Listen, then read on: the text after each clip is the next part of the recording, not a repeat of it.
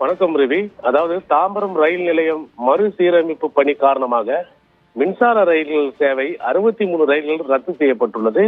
இதன் காரணமாக காலை 10:30 மணியிலிருந்து 1:30 மணி வரை தாம்பரத்திலிருந்து புறப்படும் பகல் நேர ரயில்கள் ரத்து செய்யப்பட்டுள்ளதால் மாநகர பேருந்துகள் கூடுதலாக இயக்கப்பட்டு வருகிறது. குறிப்பாக பல்லாவரத்திலிருந்து கூடாஞ்சேரி வழியாக செங்கல்பட்டிற்கு மாநகர பேருந்துகள் இயக்கப்படுகின்றன. அதாவது கூடாஞ்சேரிக்கு 20 பேருந்துகளும் செங்கல்பட்டுக்கு 30 பேருந்துகளும் இயக்கப்படுகிறது. தாம்பரத்திலிருந்து ஸ்ரீநகர் மற்றும் பிராட்வே கூடுதலாக 20 மாநகர பேருந்துகள் இயக்கப்பட்டு வருகின்றன. இதன் காரணமாக ஜிஎஸ்டி சாலையில் கடும் போக்குவரத்து நெரிசல் ஏற்பட்டுள்ளது.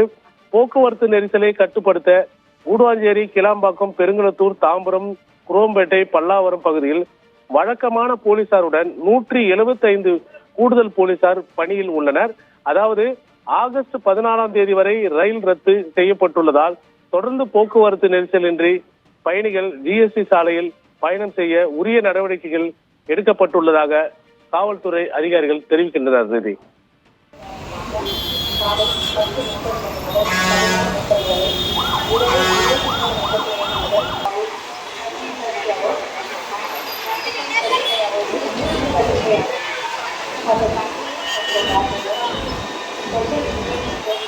Thank you.